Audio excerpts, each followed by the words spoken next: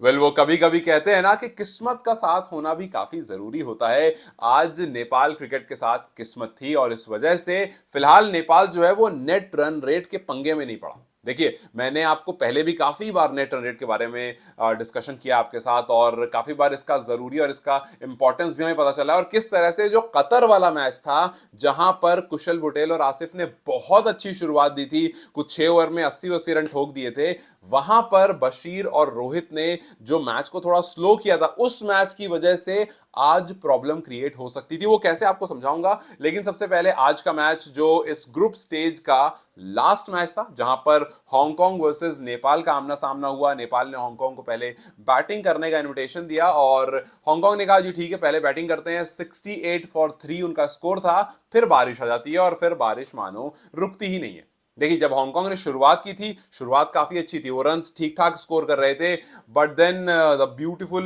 नंदन and Lalit ने मिल करके जिस तरह से हांगकांग को बैक स्टेप पर रखा, हांगकांग को एक बैकफुट पर डाला, वहां से लगने लगा कि हाँ यार बहुत बड़ा स्कोर नहीं जाएगा। बिकॉज आप शुरू के 3-4 ओवर में देखोगे तो इट वॉज 36-40 रन, और शुरू के 3-4 ओवर में अगर 36-40 रन बन गए हैं तो इसका मतलब यह है कि एक अच्छा स्टार्ट मिल गया है और वहां से सिर्फ उसको कैरी फॉरवर्ड करना। लेकिन कहते हैं कि जब विकेट्स गिरनी शुरू होती है तो काफी बार धड़ धड़ गिरने लगती है, और कुछ उसी तरह से एक अच्छे स्टार्ट के बाद भी 9 ओवर्स में 68 फॉर 3 पर पहुंच गए थे, जो कि नेपाल के कंट्रोल में मैच लग रहा था। लेकिन आपको पता है क्रिकेट का कुछ भी हो सकता है, कभी भी पार्टनरशिप बन सकती है, कभी भी विकेट्स गिर सकती है। सो यहां से आप ये डिसाइड नहीं कर सकते हो कि नेपाल ही जीतता या हांगकांग ही जीतती, लेकिन नेट रन रेट से कैसे इसका फर्क पड़ता उस पर बात करूंगा भी। बट सबसे पहले आपको यह बता दूं कि नेपाल फाइनल में कुवैत के अगेंस्ट कल खेलेगा 11:15 पर, मतलब 11:15 पर कल नेपाल वर्सेस कुवैत आप देखोगे। और थर्ड प्लेस के लिए हांगकांग जो है वो कतर से खेलेगा, बिकॉज आज जो कि ग्रुप स्टेज का लास्ट मैच था उसमें बारिश होने की वजह से एक एक पॉइंट दोनों टीम को मिल गया। एक पॉइंट नेपाल को मिला, एक पॉइंट हांगकांग को मिला। सो हांगकांग के बन गए 3 पॉइंट, नेपाल के बन गए 5 पॉइंट। नेपाल इस टेबल का टॉपर रहा और कतर जो है इस टेबल के बॉटम पर है। सो अब थर्ड प्लेस पर किसको आना है ये देखने के लिए थर्ड और फोर्थ टीम जो है वो आपस में खेलेगी, और फर्स्ट सेकंड टीम जो है वो फाइनल्स के लिए खेलेगी। ठीक है,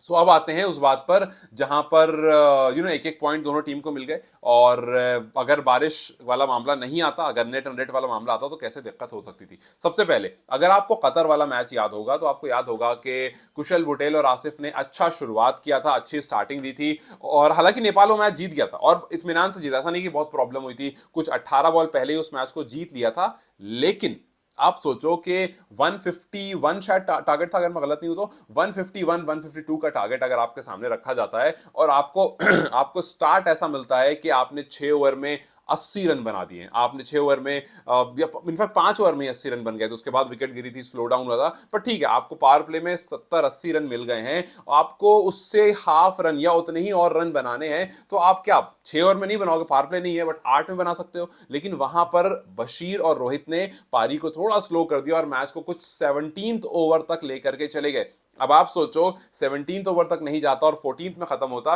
तो आपका नेट रन रेट जो है वो काफी ऊपर होता। इस टाइम पर नेपाल, कुवैत और हांगकांग में नेट रन रेट अगर किसी का कम था तो नेपाल का कम था, हांगकांग और कुवैत का नेट रन रेट काफी अच्छा था। सो इसी वजह से काफी बार कहते हैं कि अगर आपके सामने एक कमजोर टीम है, मैंने ये बात काफी बार अपनी वीडियो में मेंशन किया है, काफी लोग बोलते भी रहते हैं यार कमजोर टीम से जीते, कमजोर टीम से जीते। मेरा सिंपल कहना है कि अगर आप कमजोर टीम से खेल रहे हो तो उनको ये रियलाइज होना चाहिए कि आपकी टीम जो है वो उनसे बहुत मजबूत है और सामने वाली टीम जो है वो कमजोर है। क्योंकि जब तक उनको ये रियलाइज नहीं होगा वो तो बाद में ये कहेंगे ना भाई कि अब देखो साउथ अफ्रीका ये बात कभी नहीं कह सकता है कि नेपाल जो है वो कमजोर टीम है, बिकॉज नेपाल ने साउथ अफ्रीका को इंच क्लोज पहुंच गए थे हराने से, तो ये कभी नहीं वो कह सकते हैं। सो अगर आपके सामने एक टीम आती है, आपको टफ फाइट देती है, इसका मतलब वो कमजोर तो आपसे नहीं है, वो अपने दिन पर आपको हरा सकती है।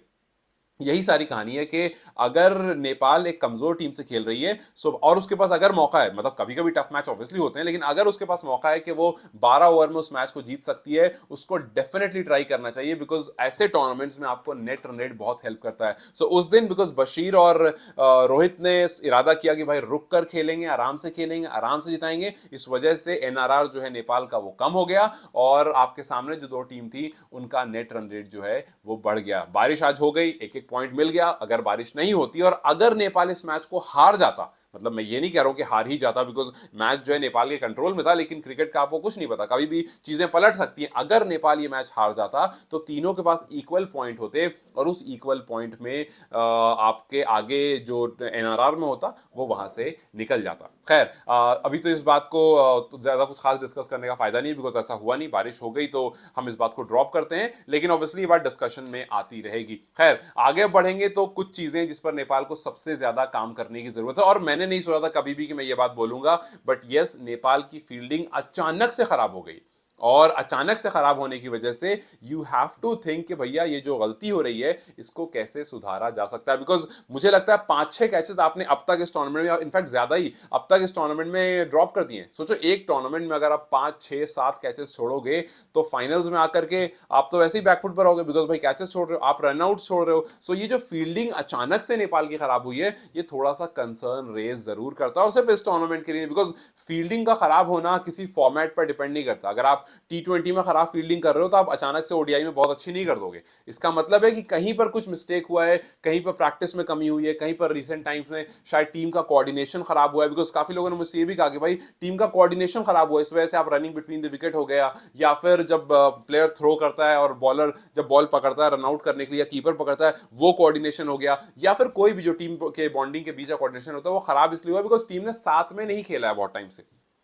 अगर ये रीजन है तो भैया आप साथ में यहां खेल रहे हो, इसके बाद आप कैंप साथ में करोगे। सो आई रियली होप कि ना ही फाइनल्स में हमें कोई ऐसा इशू दिखे और ना ही आगे CWC में ऐसा इशू दिखे, बिकॉज टीम की जो मेन स्ट्रेंथ होती है ना वो उसकी फील्डिंग ही होती है। भाई काफी बार आप बैटिंग से बॉलिंग से कमजोर होते हो तो फील्डिंग से मैच बचा लेते हो, बिकॉज बहुत तगड़ा कैच आता है आप कैच कर लेते हो, या रन आप चौके छक्के आप बचाते रहते हो। तो ये होता है कि एक खिलाड़ी जो है वो बैटर से काफी बार फ्लॉप हो जाता है, बट फील्ड से इतने रन बचा लेता है। जैसे आयरी के बारे में काफी बार ये बात कही जाती है कि अगर बैट से रन नहीं आता तो वो फील्ड पर रन बचा लेते हैं, वो बॉल से विकेट ले लेते हैं। सो एक एक जो प्लेयर है ना उसकी ओवरऑल रिक्वायरमेंट होती है, ऐसा नहीं है कि सिर्फ वो बैटिंग करके चला गया तो काम उसका खत्म हो गया। भाई अगर आपने 50 रन मार दिए और 3 कैच ड्रॉप कर दिए, उस 50 रनों का फायदा ही नहीं हुआ, बिकॉज आपने तो सारे कैच ड्रॉप कर दिए। सो इसीलिए एंटायरली जो अब तक नेपाल की स्ट्रेंथ थी उसमें कमी ना आए, बिकॉज हमने हमें बताया बॉलिंग जो है स्ट्रेंथ है, नंदन के आने के बाद ये और ज्यादा अच्छी हो गई है। मतलब पेसर्स की तरफ अगर आप देखो या नंदन के उस स्पेल को याद करो आप, जहां पर निजाकत को गेंदबाजी कर रहे थे, भाई साहब क्या जबरदस्त स्पेल, मतलब क्या जबरदस्त ओवर था वो, निजाकत को बॉल ही समझ में नहीं आ रही थी।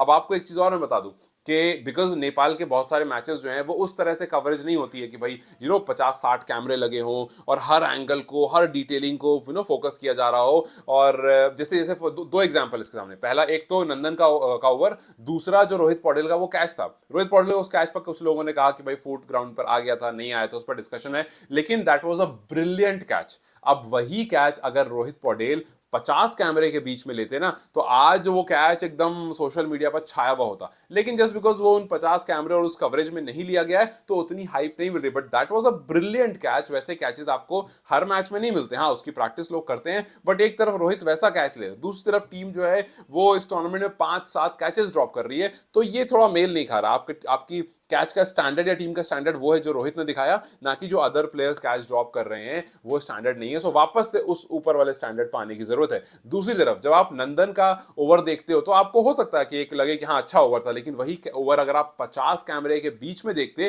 तो आपको लगता कि यार क्या बॉल डाली थी नंदन, यार वो बॉल देखी थी वो ऐसे निकल गई, यार वो बॉल तो मिस हुई, यार वो बॉल थी यार, वो ऐसे मूवमेंट थी यार उसके ऐसे ये चीजें डाली वही बॉल है, गई वैसी ही बॉल है, लेकिन क्योंकि 50 कैमरे के बीच में नहीं हुआ तो आपको हर एक छोटी छोटी मूवमेंट, सीम की मूवमेंट, ये सब चीजें नहीं दिख रही है। वरना अगर आप देखो बड़े मैचेस में तो आपको हर छोटी डिटेलिंग दिखती है कि भैया सीम ऐसे घूम कर जा रही है, या वॉबल सीम जा रही है, या कैसे बॉल स्विंग हो रही है, ये सारी चीजें दिखती हैं। सो ये काफी इंपॉर्टेंट चीज है कि आपको 50 कैमरे के अंदर में चीजें ज्यादा अच्छी एनालाइज होती है और कम कैमरे के बीच में आप उसको वैल्यू नहीं करते हो। सो नहीं, Nandan is a world class bowler, और जिस तरह से वो गेंदबाजी कर रहे हैं, आई एम टेलिंग यू, जैसे हम अक्सर कहते हैं कि नेपाल की स्पिन बड़ी अच्छी है, स्पिन डिपार्टमेंट काफी अच्छा है, नंदन के आने के बाद मैं काफी पॉजिटिव हूं कि पेस डिपार्टमेंट भी उतना ही अच्छा हो गया है, और थोड़ा सा और इनको एक्सपोजर मिलेगा थोड़ा सा और इनको एक्सपीरियंस होगा तो आप देखना ये और बेहतर होते जाएंगे। सो यस, जो कमियां हैं फील्डिंग में आई होप कि वो इंप्रूव हो, और जो स्ट्रेंथ बनी है बॉलिंग में आई होप कि ये इसी तरह से आगे कंटिन्यू रहे। ललित जिस फॉर्म में चल रहे हैं, ललित जिस तरह से हर मैच में आपको विकेट लेकर दे रहे हैं, वी रियली होप कि इसी तरह से ये विकेट्स लेते रहे, इसी तरह से जो फील्डिंग वाले डिपार्टमेंट का स्ट्रेंथ है वो आपको मिलता रहे, और आगे जाकर के आप मैच को इतना लाइटली ना लो कि यार जीत ही गए। फाइनल में तो मुझे समझ में आता है कि फाइनल में तो कोई नेट रन रेट का इशू नहीं होता है, दो टीम फाइनल पहुंच गई है, वो अपना खेल रही इत्मीनान से, लेकिन वहां पर भी ये समझने की जरूरत है। जैसे आज बारिश हो गई, लेट्स से ये बारिश सेकंड इनिंग के मिड हाफ के बाद हुई होती तो फिर वहां पर क्या होता? वहां पर भाई आप डीएलएस मेथड देखते, और डीएलएस मेथड में अगर आपने लेट्स से रोहित और बशीर ने इत्मीनान वाली परफॉर्मेंस दे दी होती तो फिर टी20 का तो कोई मतलब ही नहीं होता ना। फिर आप वहां पर देखते भाई दोनों का स्कोर इस ओवर में कितना था कितना था, वहां पर फिर आपको लगता कि यार काश हमने यहाँ पर थोड़े रन ज्यादा मार दिए होते। सो अक्सर टी20 मैचेस में या किसी मैच में you have to be aware, extra aware कि यार आज मौसम खराब था, बारिश के चांस थे, बारिश हो गई, बारिश थोड़ी लेट से होती, फिर बारिश अगर सेकंड इनिंग में होती कहीं पर जहां पर डीएलएस मेथड लग सकता है वहां पर। सो ये कुछ चीजें हैं जो आपको पहले से कैलकुलेट करके चलनी पड़ती है अगर चांसेस हैं। ऐसा नहीं है कि भाई धूप निकली हुई है भयंकर और आपके दिमाग में डीएलएस कैलकुलेशन चल रहा है, वो नहीं, सिचुएशन के हिसाब से आपको कैलकुलेट करके चलना पड़ता है। बिकॉज अगर आने वाले टाइम में ऐसा होता कि दोनों टीम खेल रही है, एक का एनआरआर कम है एक का ज्यादा है, तो परेशानी होती है। जैसे सिंपल से आपको एग्जांपल दूं ना, आज के मैच से पहले जो नेपाल और हांगकांग ने मैच खेला, उससे पहले नेपाल ने मैच खेले थे 2, नेपाल के पास थे .4, कुवैत ने मैच खेले थे 3, कुवैत के पास भी पॉइंट थे 4, हांगकांग ने खेले थे 2, उनके पास पॉइंट थे 2। तो अगर आज का मैच हांगकांग, लेट्स से कि आज का मैच हांगकांग जीत जाता, उसके बाद क्या होता? हांगकांग के मैचेस 3 .4, कुवैत के मैचेस 3 .4, नेपाल के मैचेस 3 .4, मतलब तीनों टीम 4-4-4 पॉइंट पर होती। और फिर देखा जाता कि भैया नेट रन रेट किसका अच्छा है, तो निकल कर आता कि जी कुवैत और हांगकांग का नेट रन रेट ज्यादा अच्छा है। बिकॉज उस दिन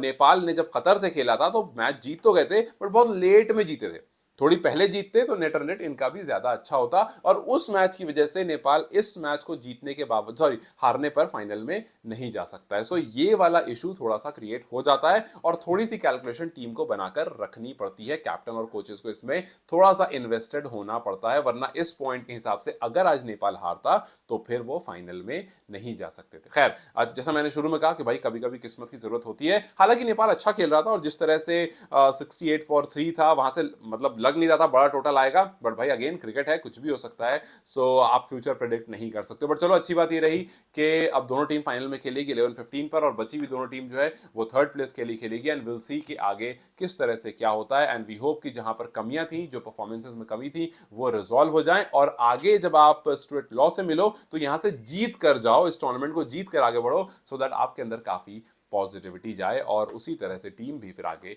परफॉर्म करे। एंड CWCL2 में हमारे पास जो हम काफ़ी स्ट्रगल करते रहे पिछले साल, वो यहाँ पर आगे अच्छा रहे। कुशल बुटेल का फॉर्म आया है, वी होप कि वो उसी तरह से कंटिन्यू करें, बिकॉज लास्ट ईयर कुशल की फॉर्म नहीं थी, नेपाल टीम की फॉर्म नहीं थी। लेट्स होप कि कुशल की फॉर्म जैसे वापस आई है, टीम की फॉर्म जैसे वापस आई है, वो इसी तरह से कंटिन्यू रहे, इसी तरह से विनिंग रन में रहे, और हम CWC में कुछ अजूबा देख लें। खैर, till then you guys take care, see you tomorrow, bye bye.